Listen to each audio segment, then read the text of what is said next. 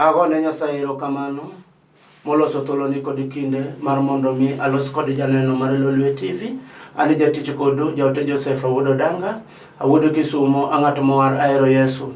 Kawuono ni Jehova noloso na thuolo kod kinde an kod japuonj mara ne an godo ka iluongo ni Lucas, kendo obro somo muma moloyo ni kapok adhi mbele to abiro lamo Nyasaye kod ng'ato kama enitiere. Koro ikri anena kama enitiere mar mondo mi alamo kod Nyasaye.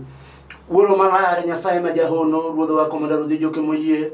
Chunya usedendi kawuono ni kod odhiambo majaber, okinyi majaber ni seloso thuolo kachiel kod kinde wuoro malar mondo mi alame kod dhako moro kod dichuo mawinjo ka nitiere wach moro machando ngimane, kata mawinjo ka nitiere wach matek machando chunye. Jehova mar polo miye chang kendo miye gima odwaro kuom yie. E nying Yesu Kristo ruodhwa.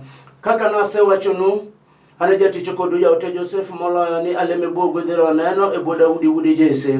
Mokwongo ni kapok ayalo injili kata kapok awuoyo kuom wach moro amora, chunya ne gombo mondo mi agone Nyasaye erokamano, to Nyasaye mondo mi ogwedhona mamana kuma enitiere, nikech mama ne Nyasaye puonjowa niya, gimoro amora duto te mwatimo okinyi kod otieno nyaka wapari e jonyuol magwa, nikech gin Nyasaye mar ariyo kendo gin ema gikelowa e piny ka.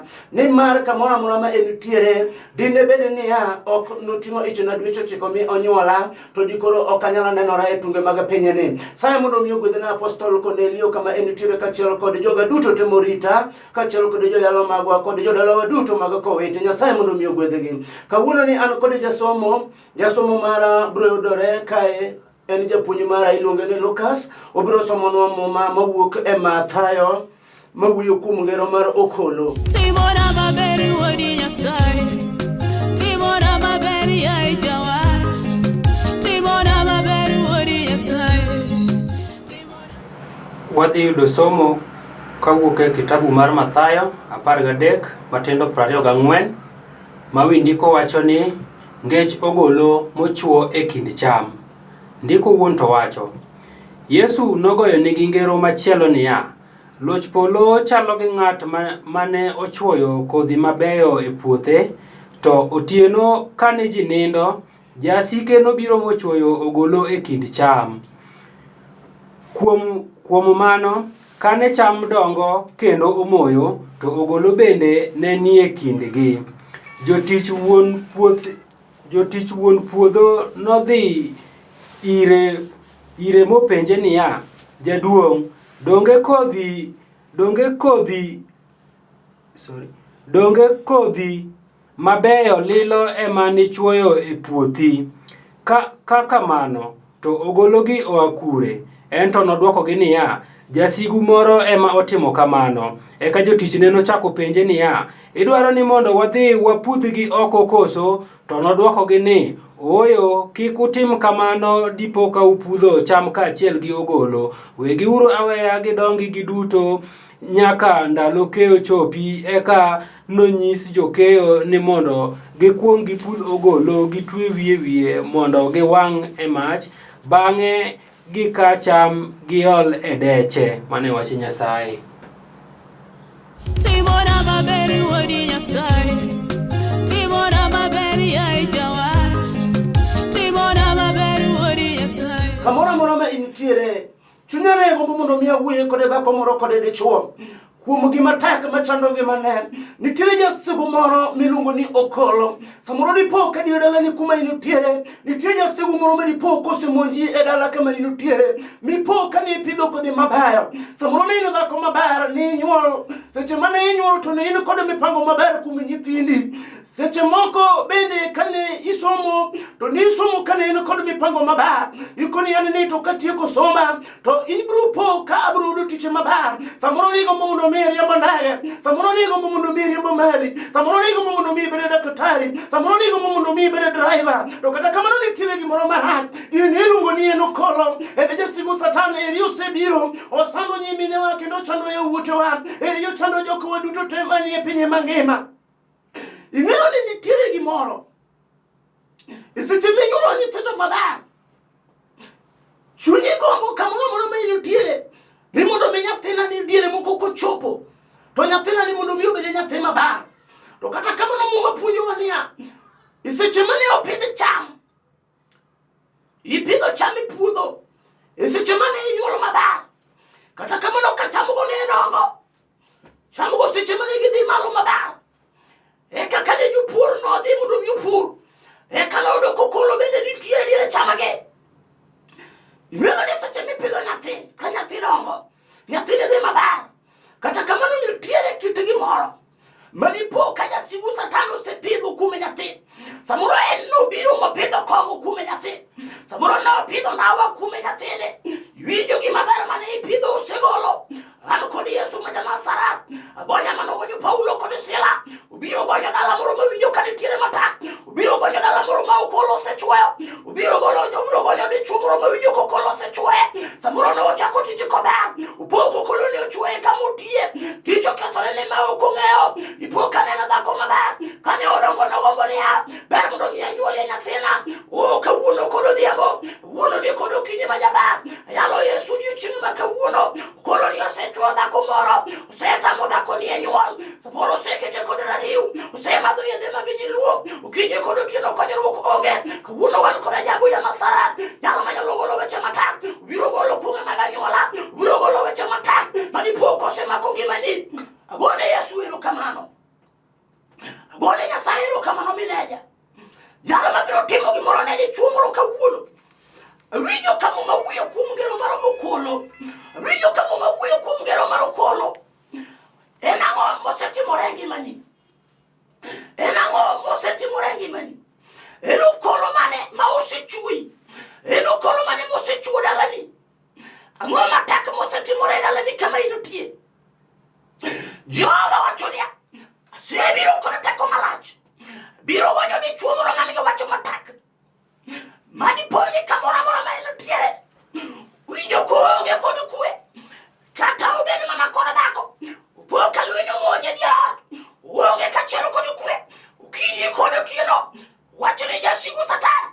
Ubiro kare midhiambo. Eka nowacho niya, okolo nopidho gotieno. Mae wacho kod sani. Tiere gimoro ma jachien osepidho e ngimani. Samoro gini nopidho kod otieno. Ipo kilekori kod lek maricho. Inano mana joko motho e wang'i. Inano mana kigike ndalogi mag giko. Inano ni mondo mi itho ia e piny ka. Ang'o matimore e ngimani? Awinjo kod galam kod Nyasaye kod sani. Kamoro amora ma inutiere, chunya gombo mondo mi alamu kod Jehova. Ang'o misewinjo katimore e ngimani? Mama ikwe. Nikech omo puonjowa kuom ngero mar okolo. Ni iseche mane jochweyo nodhi. Ne gipidho kendo ne gipidho gik mabeyo. Seche mane gipidho gik mabeyo. Eka jasigu nolidho kar otieno. Jasigu nodhi bopidho okolo. Ipuonjo nyathi maber. Mi nyathi ochopo e university. Eka jasigu nomolo kar otieno. Owacho ni oluro kare midhiambo. Oluro mose pidho gimarach kuom nyathi. Nyathi osomo maber to tich otamore. Poka nyathi osomo maber to kendo tamore. Poka nyathi osomo maber kata kamano nyuol otamore. Poka nyathi osomo maber to kendo tamore. Gone Nyasaye erokamano.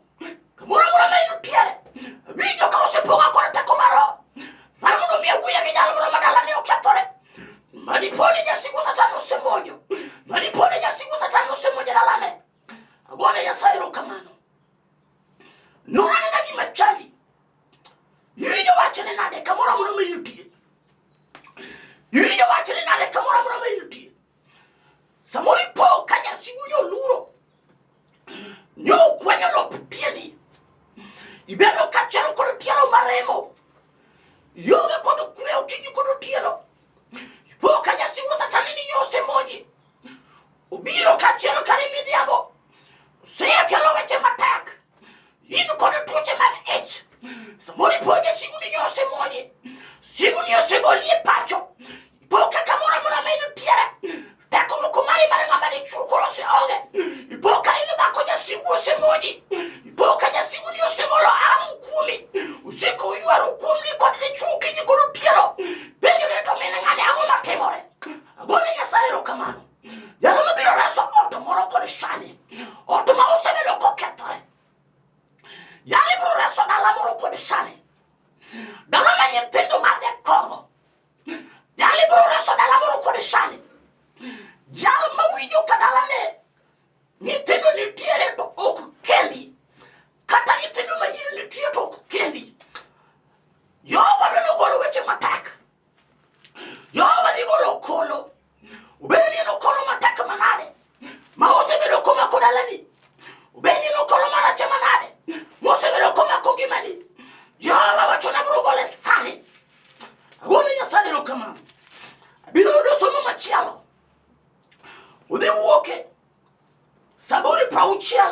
4.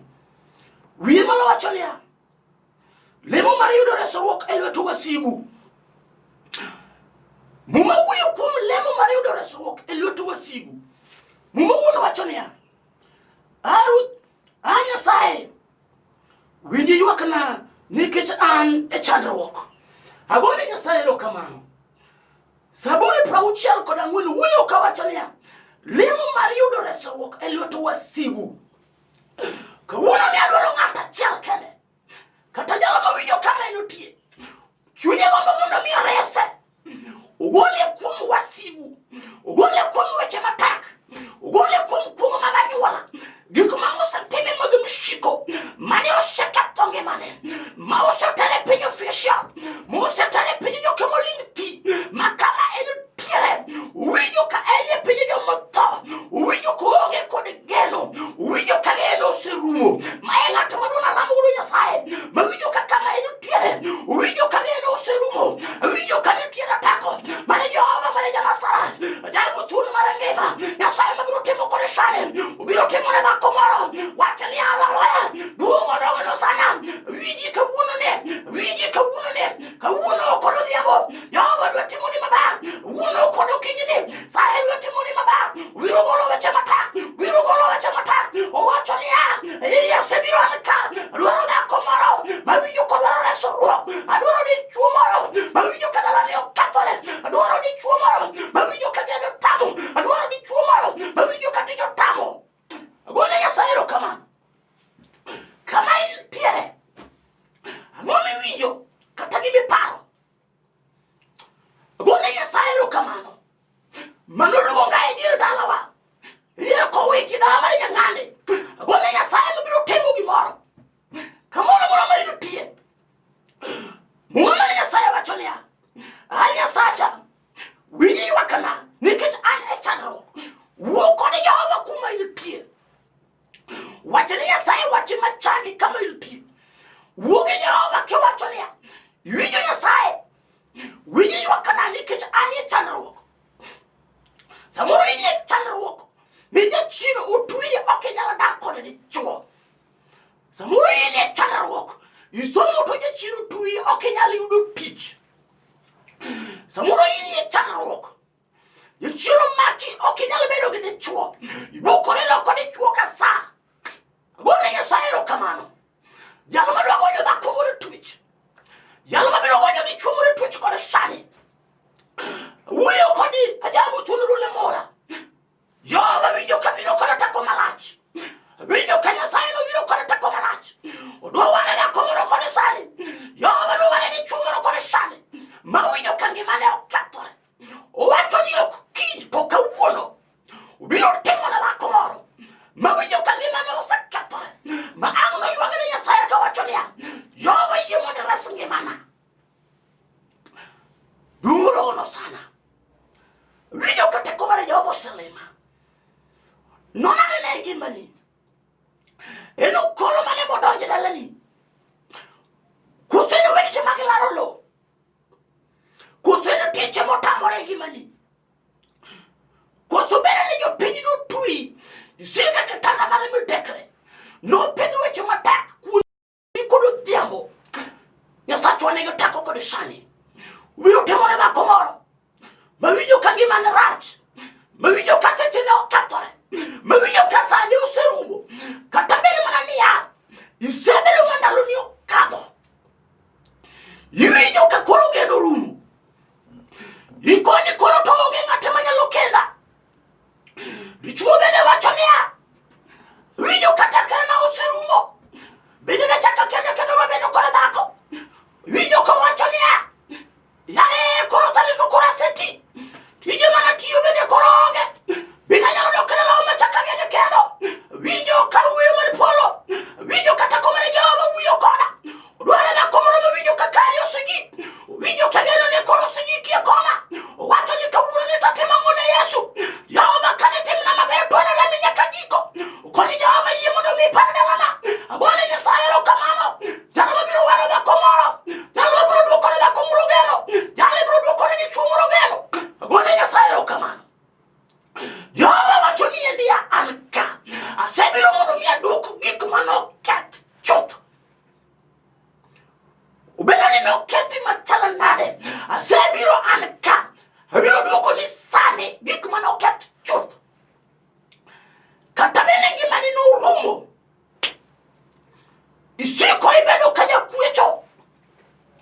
Ng'ato koneni kiwuotho kendi biro machiegni.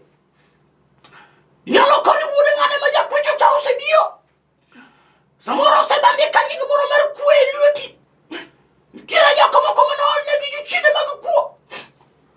Tiere oganda moko manone gi jochinde mag chore. Tiere oganda moko manone gi jochinde mag wuoth. Tiere oganda moko manone gi jochinde mag lalo. Wacho ni ma iyo kolo marach. En ang'o mosetimore ngimani? Migombo mondo Nyasaye oresie sani ok kiny. Winjo kayalo Yesu minenya. Winjo kayalo Yesu minenya. Ajabu kuno manengema. Winjo kayalo Yesu minenya. Ajabu rudho jokimo yie. Yande notimo ni Lazaro moja Betania. Kanga Lazaro se yue kama lich. Ang'o chiro Lazaro. Ka Lazaro se ninde buru. Jehova no chiro Lazaro. Ina ng'o ebelene. Ang'o chiro nyari jairo koseton. Kata bere mani ji chien umaki mateka. Yin ekitanda mari mi dekre. Iwinjo kionge kod kwe. Ukolo maracho simaki. Zetie kod weche pien. Jehova biro chungi kod sane. Ubele jo chien otagore no kenyale nyuol.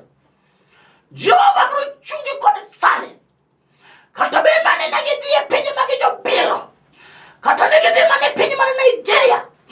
Jehova wacho na biro chungi kod sane. Agone Nyasaye erokamano. Jalo madwa konyo dhako moro. Jalo madwa konyo dichwo moro. Jalo madwa konyo dala moro molao. Winjo ka nitiere wache machane. Kama nitiere winjo koonge kod kwe. Winjo ka Ruoth oselosa. Eri osewira kawuono. Mar mondo mi awuoya kod janeno. Mar mondo mi awuoya kod jawinjo. Jalo mawinjo injili mar ngima. Jalo mawinjo wacho mar Nyasaye. Jalo ma Jehova locho go kod sani. Ma ang'no wacho ni kawuono. Ok chal ka Jehova okitimona. Ma emomiyo. Seche mane Nyasaye ne wuotho kod jopuonjrene. Jehova nochopo e pinje mag jogarasi. Seche ma yalo Yesu kod sani. Dipo ka ang'na chopi dalani. Dipo ka ang'na chopi dalani. Jehova ngodonje pinje mag jogarasi. Opo ka jochiende nong'e. Chienda ngo yo kamatake gikonia. Wasenge ino wuri Nyasaye. Isebiro kanalo waponi. Ng'omo ibiro teko kanalo waponi. Wuo kodi nango kawuono. Wuo kodi nango kawuono ne. Jehova biro teko jochiende. Ubere ngene jokoma no sato. Ubere ngene jokoma yuo kibulo. Ondia kiamuma. Jochiende wuo kare midhiambo. Giwuo ka gichwado lwatgi matek. Giwacho ni wane ne okwa meo. Wane okwa tiyo. Wane okwa bedo kod pesa. Wane oko kendo wa. Ere kaka nyara ng'ane nyalo kendi. Agone Nyasaye erokamano. Jochiende wuo ka gichiel. Gikone wan watho wasumbni. Ere kaka wuode ng'ane nyalo kendo. Chiende wuo ka giwacho niya. Ne waonge kod udi mabeyo. Ere kaka wuode ng'ane nyalo bedo gi ot maber. Ok timre. Agone Nyasaye erokamano.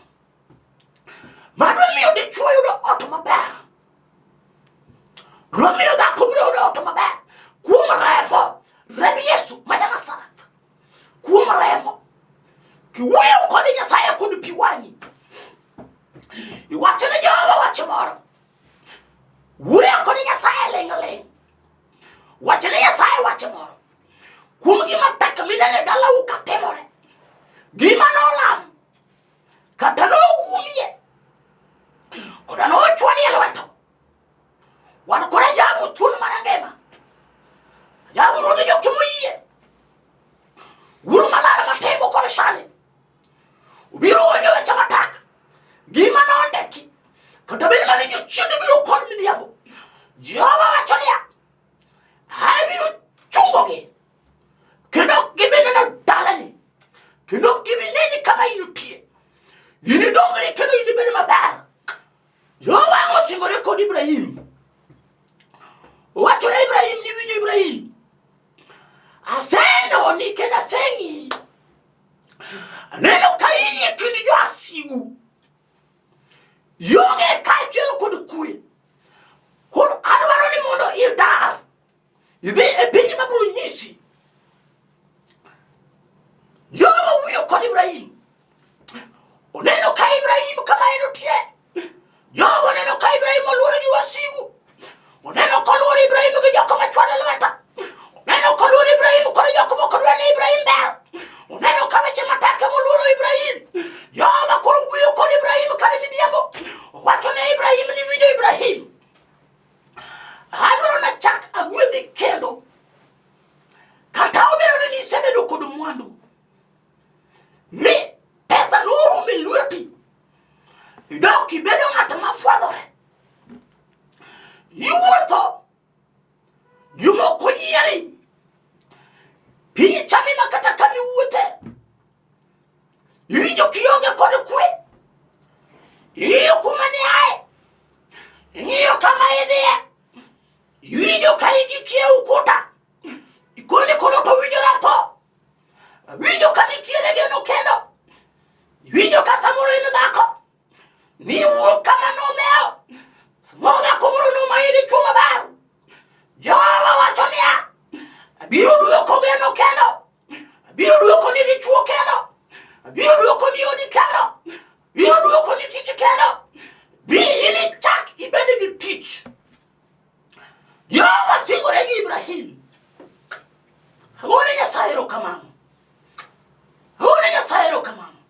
Ni jalo mawinja kod sani. Winjo ni Jowa singore gi Ibrahim. Owacho ne Ibrahim niya.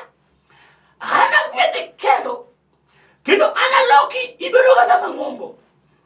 Nyithindi no chal ka kuyo manie go nam. Ang'o mamono Nyasaye gwedhi sani mama?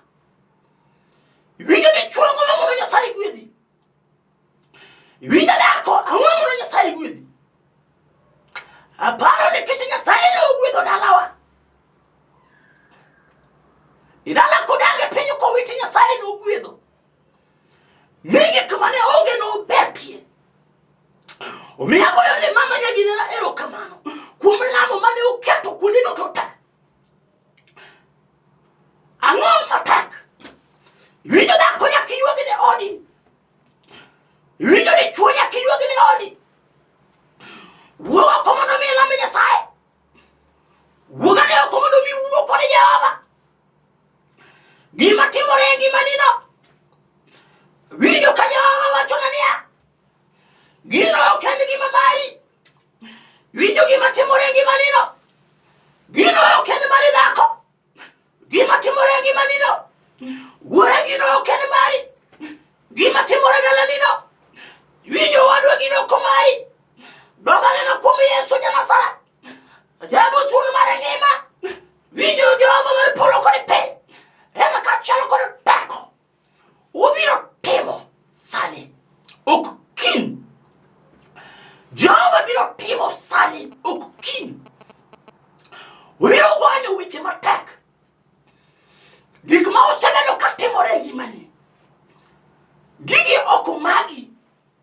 En jasigu. Mar ukolo. Ma onde chiemo ma. Jopith no pidho cham maber. Okine kata in. Inyalo po kidhi komo. Ikomo bel maber kata ikomo bando maber. Chieng' midhi e puothi. Seche midhi golo oduma. Tipo ka oduma mane ipidho ne onge ochondo. To koro ochondo osebiro e oduma. Agone Nyasaye erokamano. Seche mane nyuol kiber. Nyathi bende isomo ka nyathi maber. Paro mane iparo bende ne paro malew. Jogweng' moko bende ne wacho niya. Wuod ng'ane to aneno. Aneno ka wuod ng'ane dhi wuok. Wuod ng'ane ni chal ka gima onyalo bet lawyer. Wuod ng'ane ni chal ka gima onyalo bedo polis. Wuod ng'ane ni asomi aneno koriek. Olawo marach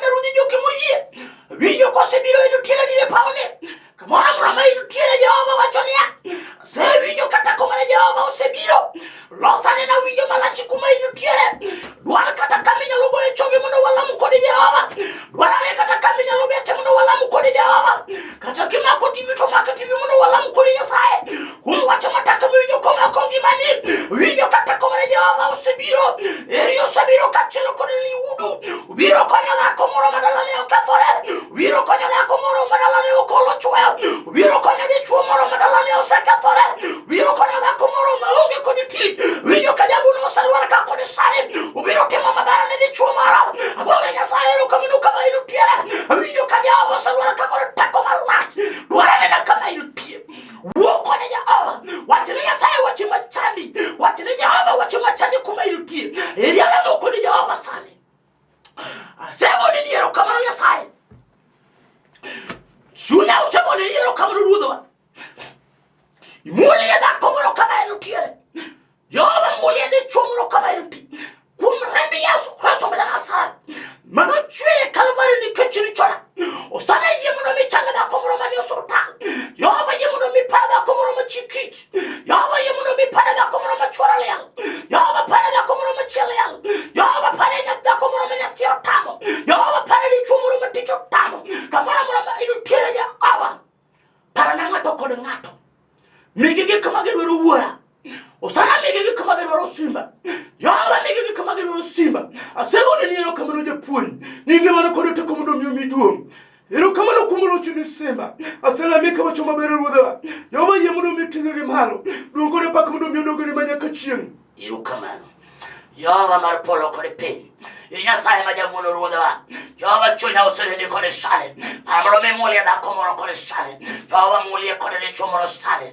Tako mang'ongo mondo mi oluor kuom jogi. Asego ni niero kamano Yesu simba. Kuro malaro mondo mi alami komanda. Jehova ma e thuolo kod kinde japuonj. Netimo ne chuo kod mone morao. Jehova ma e kinde kod sani simba. Kuro malaro mulie dhako moro. Mulie jalo manie kitenda mare midekere. Konye jalo manie jala kod sane. Ero kamano nikech rochni japuonj. Tingi malo kende gwedhgi kuom yie. Nying Yesu Kristo ruodhwa. Amen. Ero kamano. Agone Nyasaye ero kamano. Winjo ka teko mar polo oselema. Kendo winjo ka teko mar polo oselema. Kendo winjo ka Jehova osewuoyo kodwa. Ka ng'awuok ka kod sani to Nyasaye nyaka timne dhako moro maber. Ka wuok kod sani Nyasaye nyaka timne dichuo moro maber.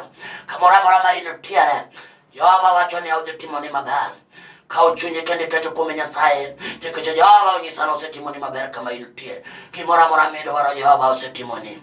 Ero kamano ema goyonu duto. Une joneno kata oganda mawinjo. Kata oganda maneno Lolwe TV kamoro amora ma intiere. Ma eni eka chunywa kendo ma ekar onagi. Ma wayalie Yesu kendo okonyo jonabi mage. Kendo ochungo joyalo mang'eny e Lolwe TV kae. Ma emomiyo chunya gombo niya. Fan duto te magi joyalo agonegi ero kamano. Medru keto yalo marwa e sande kamoro amora kama intiere. Kaka wachonu aniluonga ni Jaote Joseph Awuodo Danga. Awuodo Kanoko Bonyo, Awuodo Rero, kata Ajako Witi. Ne oganda duto te jodala waduto nyocha winjo ywak kamoro amora ma untie. Afayo no kamoro amora ma untie nyaka chifotie no kamoro amora ma untie. Nyasaye mondo mi ogwedho jodala waduto te. Kaachiel kod nyithiwa duto, kaachiel kod joga duto. Morita e oda kamoro amora ma untie. Nyasaye mondo mi ogwedhe kanisa na dala mar Saika. To kapok atieko tawacho namba na yudore ka kamoro amora ma untie. En 0715 68142 ama 07239330 69 ama 0101 9330 69. Nyasaye majamono mondo mi ogwedhe na kama intiere. Ero kamano. Kangiyo gimana taneno Yesu. Kangiyo gimana itime maber.